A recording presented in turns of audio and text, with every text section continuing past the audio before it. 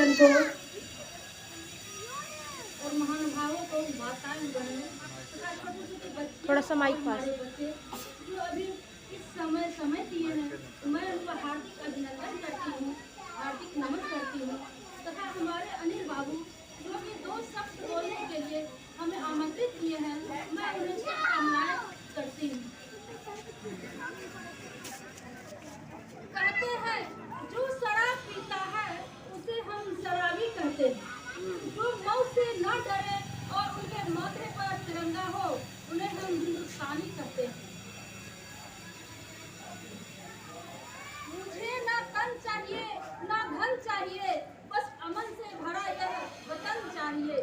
जब तक जिंदा रहूं इस मातृभूमि के लिए और जब मरूं तो तिरंगा मेरा कफन चाहिए। आजादी की कमी काम नहीं होने देंगे, शहीदों की कुर्बानी बदनाम नहीं होने देंगे। जब हमारा देश गुलाम अंग्रेजों से था तब हम भारतीय वासियों को कितने अत्याचार सहने पड़े थे।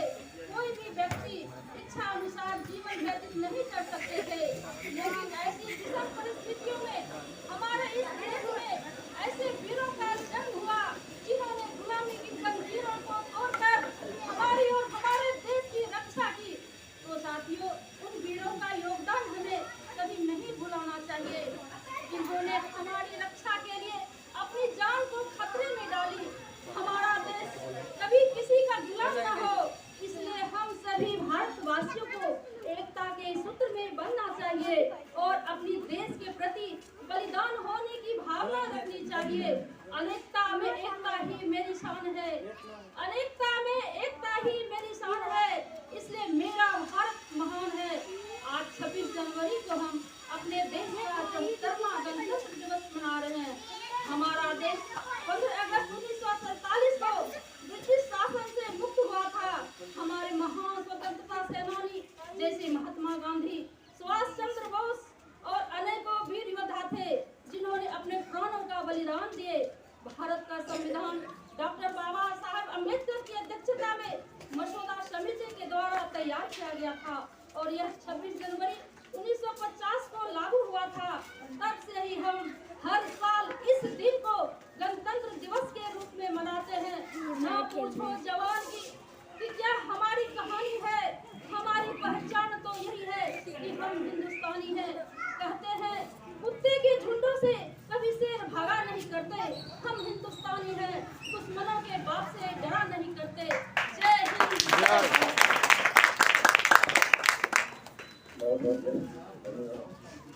और जो एक मातृशक्ति जो माँ के रूप में भूटान जी हमारे बीच में बात रखी बहुत जोश के साथ, और सभी महिलाओं को जो बहन बेटियां हैं उनको भी आगे आना चाहिए, अपनी बात रखनी चाहिए। जो अपनी हक की लड़ाई लड़ने के लिए बाबा साहब ने जो पावर दिया है, जो सभी लोगों ने जो बुद्धिजीवी ने जो 1950 में जो उन्होंने लागू किया संविधान, वो हमारी आज़ादी की संविधान है।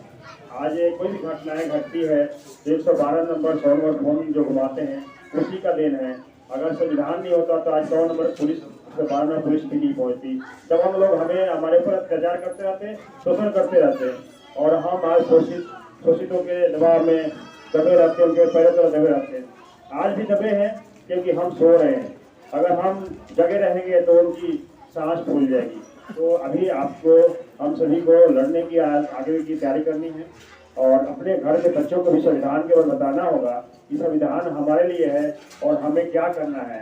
अगर हम अपने बच्चों को नहीं बताएंगे संविधान का अर्थ क्या होता है, संविधान किसके लिए बनी है, तो शायद हम ऐसे ही शोषित होते रहेंगे और शोषक हमारे शोषक राज करते रहेंगे। तो अभी अपने बीच में बुलाना चाहूँगा सभी हमारे सबसे पुराने और बुद्धिजीवी हमारे बीच में हैं। नरेंद्र के मशहूर नाम बताने की जरूरत नहीं है और उनको आमंत्रित करूँगा कि कॉमरेड नरेश गुप्ता जी हैं हमारे बीच में, जो परम पूजनीय हैं, वो आए मंच को अपनी शब्दों को रखें। ताली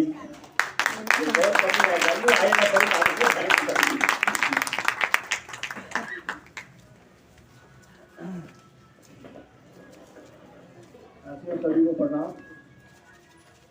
और आज गणतंत्र दिवस पर आप लोग आए हैं। और खुशी की बात है भारतीय कम्युनिस्ट पार्टी वाले के नेतृत्व में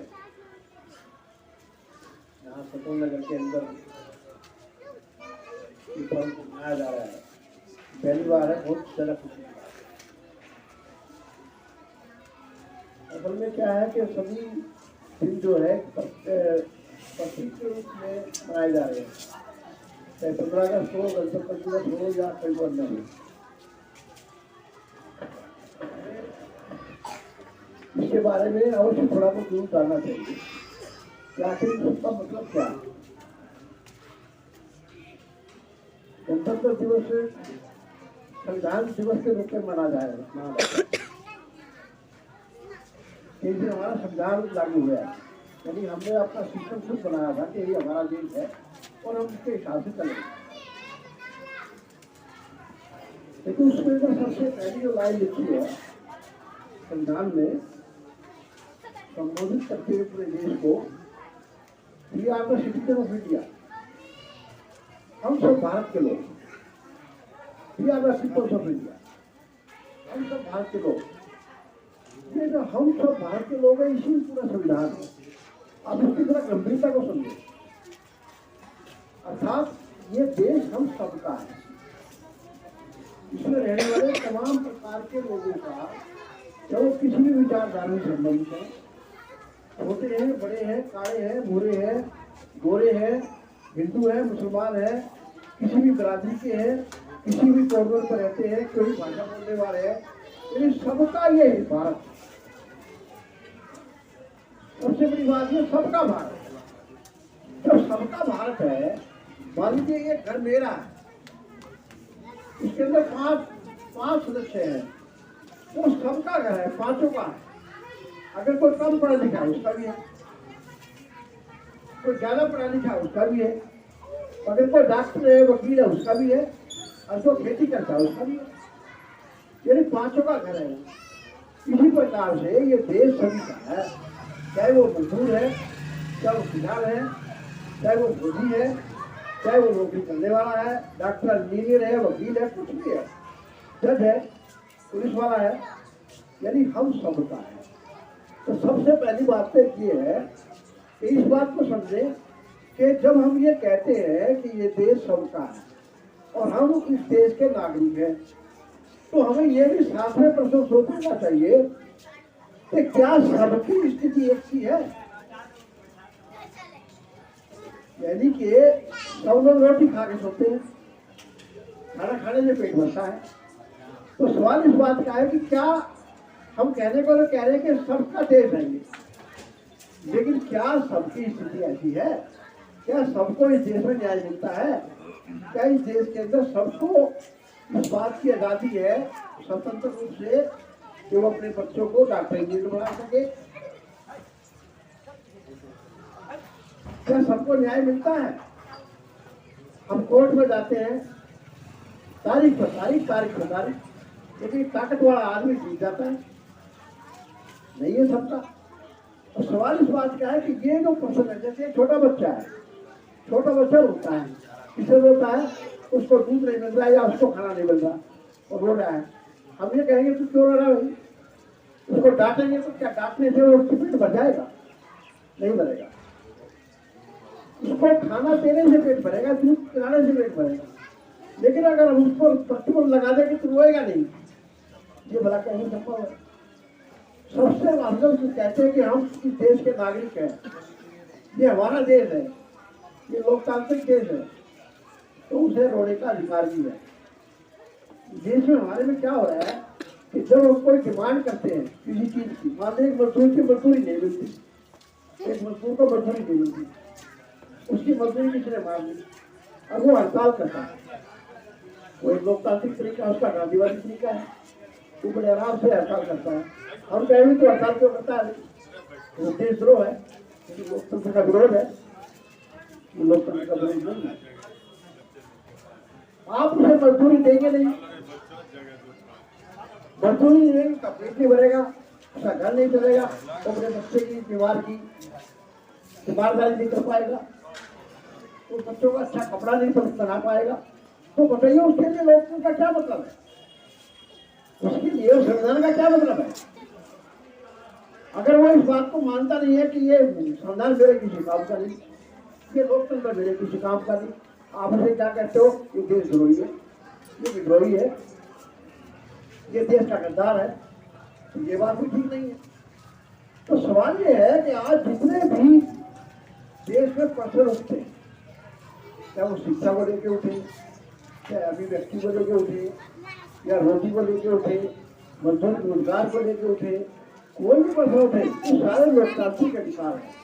इसका मतलब क्या है? इसका मतलब ये है कि इस देश के ऊपर कुछ लोगों ने कब्जा कर लिया है। जैसे अंग्रेजों ने कब्जा कर रखा था, अंग्रेजों से मुक्ति क्यों लगाई? तो लड़े हमारे लोग, तो मरे, शहीद हुए, कितने शहीद हो गए? कि ये हमारा देश होगा तो इसके हिसाब हम अपने हिसाब से कानून बनाएंगे, अपने हिसाब से वो सब लोगों की सेवा करेंगे। बना भी इसलिए था, लेकिन हुआ नहीं। अर्थात लोग कहने को हम इस देश के नागरिक सारे बराबर हैं, लेकिन आप अपने दिल पर हाथ रख के कहिए क्या बराबर है? जब आप पुलिस के स्टेशन में जाएंगे, पुलिस स्टेशन में जाएंगे, तो आपके साथ कौन सा व्यवहार होता है? कौन सा देश की पुलिस होगी?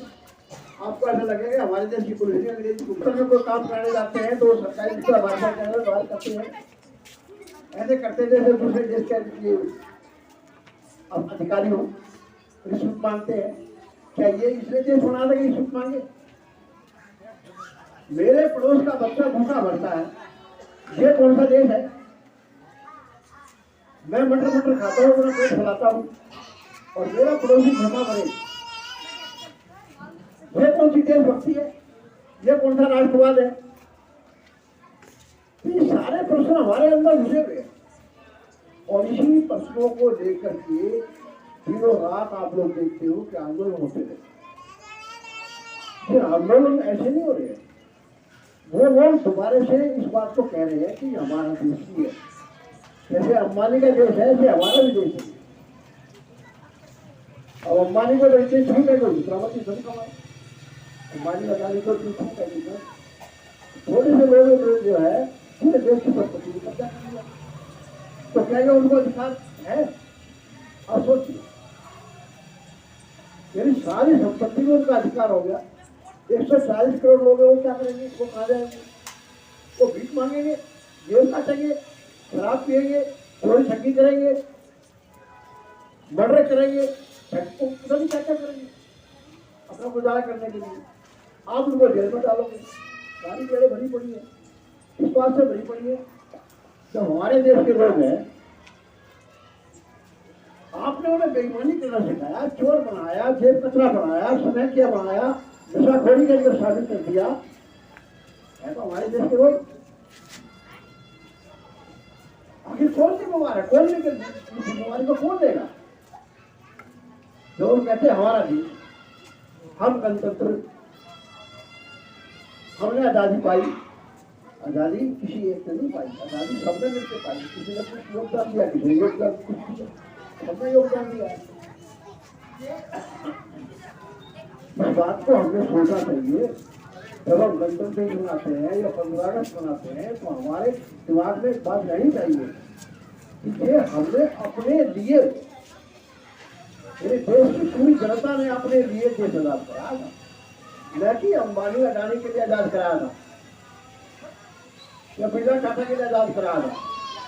गांधी जी एक बात कहते थे, अभी 30 जनवरी आ रही है, 26 जनवरी है, 4 दिन बाद 30 जनवरी आएगी, और 2 दिन पहले जो है 23 जनवरी थी, नेताजी सुभाष चंद्र बोस का जन्मदिन था।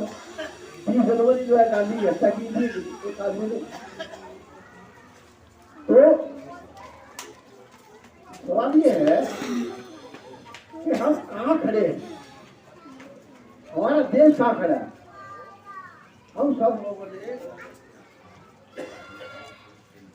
आजादी मनाई अपने फायदे के लिए, अपनी खुशहाली के लिए, प्रोस्पेरिटी के लिए, कि हम भी खुशहाल हो, हमारे को भी वही सब मिले जो हमारी जरूरत है।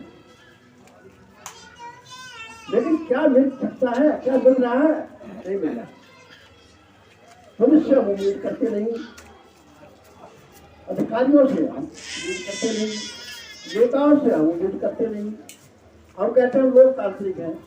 आप ये कभी सोचा आपने इस बात को लेकर के कि चुनाव होते हैं, लगातार होते हैं इस देश में, लेकिन आपने कभी ध्यान से सोचा है इस बात को कि मात्र 15 से 20% वोट लेकर के देश पर राज करते हैं। कैसे? 100 वोट है, 100 वोट में से 57-58% वोट पड़ता है। 60% लगा लो, 100 में से 60 वोट पड़ा, यानी 40 वोट नहीं पड़ा किसी भी कारण से। और 60 वोट में से इसमें 10 पार्टी खड़ी है, 10 पार्टी में बट गया, जीतने वाले को मिला कितना? 20%, 20 वोट मिला। बाकी जो 40 वोट था वो 40 वोट पड़ गया अन्य पार्टियों में, तो जीतने वाले को मिला 20 वोट। और 20 वाला वोट इसको जो है और राज करेगा किस पर? 80% पर। यानी पूरे 100% को 20% वाला काबू जाएगा। यानी अल्पमत शासन करता है बहुमत पर। लेकिन बताया क्या जा रहा है? लोकतंत्र का मतलब बहुमत का शासन। बहुमत का शासन नहीं है, अल्पमत का शासन। तो वो आप देखिए ये पद्धति सारी कहां से? क्या हम विरोध नहीं करें इस बात का? क्या हम विरोध ना करें? जब हम विरोध करते हैं तो क्या बोले जाते हैं? देशद्रोही। तो ये सब कुछ सोचना चाहिए, चाहे वो महिला है, चाहे वो स्टूडेंट है, चाहे वो बुजुर्ग है, चाहे वो युवा है, कुछ है, छात्र है, सबको ये बात सोचना चाहिए। जब सबका देश है तो सबको खुशहाली क्यों नहीं? सबके लिए बराबर कानून क्यों नहीं है? सबको रोटी मिलना आवश्यक क्यों नहीं है? सबको रोजगार मिलना आवश्यक क्यों नहीं है? ये सोचना चाहिए।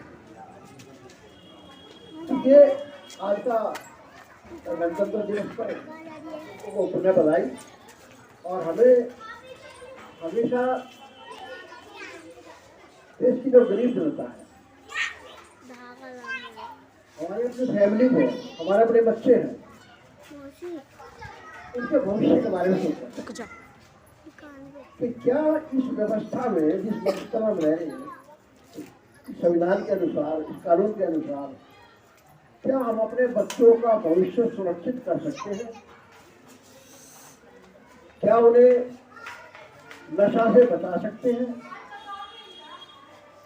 क्या उन्हें अच्छी शिक्षा दे सकते हैं?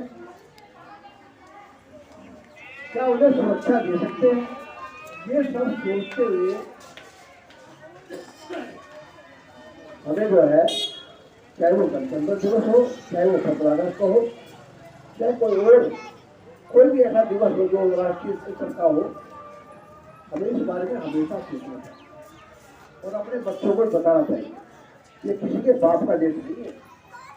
अगर कोई कहिए हिंदुओं का देश है, ये हिंदुओं का देश नहीं है, ये मुसलमानों का देश नहीं है।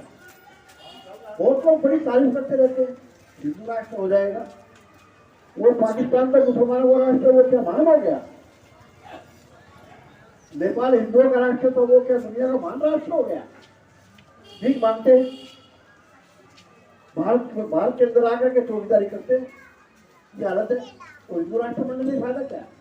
सवाल हिंदू राष्ट्र बनने से, मुसलमान राष्ट्र बनने से, या क्रिश्चियन राष्ट्र बनने से, या किसी अन्य प्रकार के धर्म से जोड़ करके राष्ट्र बनाने से कुछ नहीं। जब तक इस देश में सभी लोगों के लिए शिक्षा, स्वास्थ्य, रोजगार जैसी बुनियादी जो बातें हैं वो तय नहीं होंगी, तब तक किसी भी गणतंत्र दिवस का या स्वतंत्रता दिवस का कोई महत्व नहीं। अगर हम ऐसा नहीं सोचते हैं तो कोई महत्व नहीं है। अगर प्रतीक के तौर पे झंडा सलामी हो गई, झंडा फहरा दिया और जयकारा लगा दिया, भारत माता की जय बोल दी, वंदे मातरम बोल दिया, जन गण मन गा दिया, ये प्रतीकात्मक है। दोस्तों बुरा मानना मेरी जो बात है, ये प्रतीकात्मक है कि मैं भी देशभक्त हूँ, सिर्फ ये कहने के लिए। ऐसे देशभक्त नहीं होता। देशभक्त का मतलब है मेरा पड़ोसी भूखा है, अगर मेरे पड़ोस के अंदर मेरा पड़ोसी जो है ना आवारागर्दी करता है या कोई ऐसा काम करता है जिससे सारे समाज को नुकसान होता है, अगर हम उसको ठीक करने का प्रयास नहीं कर रहे हैं, अगर हम उसको एक अच्छा नागरिक बनाने का प्रयास नहीं कर रहे हैं, तो हम कहीं ना कहीं अपने आप से गुनाह कर रहे हैं। ये हमें सोचना चाहिए। अगर मेरा पड़ोसी भूखा है, उसका बच्चा नहीं पढ़ता है, उसके बच्चों को इलाज नहीं मिलता है, उसको न्याय नहीं मिलता है, तो मैं कहीं ना कहीं गुनाहगार हूँ। कोई झगड़ा होता है, पुलिस के अंदर चले जाते हैं, पुलिस वाले पकड़ने जाते हैं और हम खड़े खड़े तमाशा देखते हैं और हम जो है तारीफ पीटते हैं अंदर अंदर, मिलेगा बढ़िया है। नहीं ऐसा सोचना, हमें न्याय करना चाहिए, हमें न्यायकारी होना चाहिए। हमारी तो हर जगह छोटी छोटी कमेटियाँ होनी चाहिए, हर गली में होनी चाहिए, हर मोहल्ले में होनी चाहिए,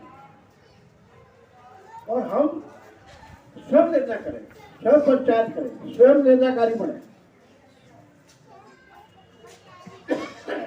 और कहीं कोई अत्याचार होता है तो उसका कट्टर मुकाबला इकट्ठा करें।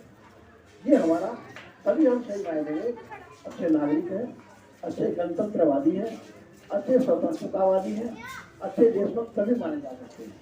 केवल प्रतीकात्मक रूप से झंडा सलामी करके, झंडा फहरा के या भारत माता की जय बोल करके या और जो भी कर्मकांड है वो करके अगर हम करते हैं, इससे कुछ नहीं होगा और ऐसे ही अत्याचार चलते रहेंगे, ऐसे ही लोग जो है सशक्ति रहेंगे और ये देश चलता रहेगा। तो क्या हम ऐसा करते हैं? ऐसा नहीं करते। साथियों, मैं अपनी बात को समाप्त करता हूँ और फिर एक बार आपका धन्यवाद। और भारतीय कम्युनिस्ट पार्टी वाले ने जो यहाँ कार्यक्रम किया है, बार बार करें और इससे जुड़े। और साथी अनिल कुमार जी की ड्यूटी हमने यहाँ लगाई है कि यहाँ लोगों को अधिक से अधिक जागृत करें, चाहे वो आज का कार्यक्रम में इस प्रकार के हो या और तो कई समस्याएं हैं। यहाँ बहुत समस्याएं हैं। मैं उस दिन जब उद्घाटन हो रहा था तभी मैंने कहा था कि यहाँ पर वोटर कार्ड बनाने की बहुत बड़ी समस्या है, राशन कार्ड बनाने की बहुत बड़ी समस्या है। लोग राशन के अधिकारी, लोगों को राशन नहीं मिलता है। अब आप ये देखिए कि पैसे तो हम हमारे प्रधानमंत्री और तमाम सब बोलते रहते हैं कि हमारा देश जो है अमृत महोत्सव बनने जा रहे हैं और दुनिया के विश्व गुरु बनने जा रहे हैं और हमारा देश बहुत खुशहाल होने जा रहे हैं। लेकिन आप कभी छोटी सी बात को सोचें, ज़्यादा बड़ी नहीं, बहुत छोटी सी बता रहा हूँ। आपने भाषण में सुना होगा एक बात खास होती, वो बार बार कहते करते कि हम 82 करोड़ लोगों को भोजन खिला रहे हैं। 82 करोड़ लोगों को भोजन खिला रहे हैं, यानी 82 करोड़ लोगों को हम मुफ्त में राशन दे रहे हैं। सुनते ना खूब, क्या ये अच्छी बात है? ये बात दिखने में बड़ी अच्छी लगती है। जिस देश के 82 करोड़ लोग राशन नहीं खरीदने की क्षमता रखते हैं, आप सोचिए, थोड़ा अंदर से सोचिए, जिस देश के 82 करोड़ लोग राशन खरीदने की ताकत नहीं रखते, वो देश खुशहाल हो सकता है? बताइए, अपने दिल पर हाथ रख के बताइए। यानी मेरी ऐसी स्थिति नहीं है कि मैं अपने बच्चों के लिए राशन खरीद सकूं, बिजली का बिल भर सकूं, अपना इलाज खुद करा सकूं। वो देश कैसे खुशहाल है? कौन से गणतंत्र पर हम गर्व करते हैं? We are the people of India. फिर हमारा देश कहाँ है? ये तो उन्हीं का है जो अंग्रेजों की टाइम में था, उन्हीं का है, अब भी उनका है, पहले भी उनका था, आज भी उनका है। ये लोग कहते हैं संविधान, संविधान पहले भी था, पार्लियामेंट पहले भी थी, पुलिस पहले भी थी, मिलिट्री पहले भी थी, क्या ठीक नहीं थी? कई बुजुर्ग लोग बैठे यहाँ पर, आजादी से पहले क्या मिलिट्री नहीं थी? क्या पार्लियामेंट नहीं थी? क्या चुनाव नहीं होते थे? क्या क्या नहीं था? सभी कुछ था, आज भी है। तो बदला क्या? जब 82 करोड़ लोग अपने लिए राशन नहीं खरीद सकते, अपने बच्चों की शिक्षा नहीं दिला सकते, उनका इलाज नहीं करा सकते, उनका बिजली का बिल नहीं भर सकते, तो कौन सा खुशहाल देश में हम रह रहे हैं? We are the people of India. कैसे कैसे अपनी बात तोड़ दिया। आप सोचिए, अगर मेरा देश है और मेरा ये घर है तो मेरा भी अधिकार इस घर में रहने का। जब सबको कमरा मिला है तो मेरे को बराबर कमरा मिलना चाहिए। यहाँ लोग, आप कभी इस बात को सोचेंगे कि देश के 140 करोड़ लोगों में से आधी से ज्यादा जनसंख्या किराए पर रहती है। आधी से ज्यादा जनसंख्या किराए पर रहती है, यानी उनके पास अपना आवास नहीं है। और अंदर जैसे जैसे आप गहराई में देखेंगे, चाहे वो शिक्षा का मामला हो, चाहे बीमारी से जुड़ा मामला हो, और न जाने कितने प्रकार की बातें हैं। इतनी असमानता है, इतनी गहरी असमानता है कि आप सोचते रह जाएंगे सोचते कैसे रह रहे, कैसे रह रहे हैं, किस बात पर करो करें। हमारा प्रधानमंत्री कुछ बोले, ये बोलता है, दूसरे पहले थे वही बोलते थे, उससे पहले थे वे बोलते थे, और आगे आने वाला फिर वो वही बोलेगा। क्योंकि अंतर की असली बातों को हम जानते हैं। इससे ज्यादा वो अंदाजा लगाने की आवश्यकता नहीं है। ये तो 82 करोड़ लोग हैं, ये तो 82 करोड़ में सरकारी आंकड़ा है। उसके अलावा भी 10 करोड़ लोग और होंगे जिनका राशन कार्ड नहीं बनता या नहीं बनाया, वो लेना चाहते हैं, राशन लेना चाहते हैं।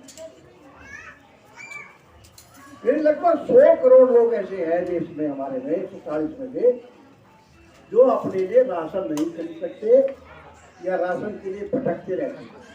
तो मैं अनिल कुमार जी से भी, अपनी पार्टी वाले के लोगों से भी तमाम से कहना चाहता हूँ कि लोगों की ये छोटी छोटी समस्या है, बहुत भारी समस्या है, बहुत अंदरूनी समस्या है, उसका काम करें, उनके लिए फाइट करें, सब लोग मिलकर फाइट करें।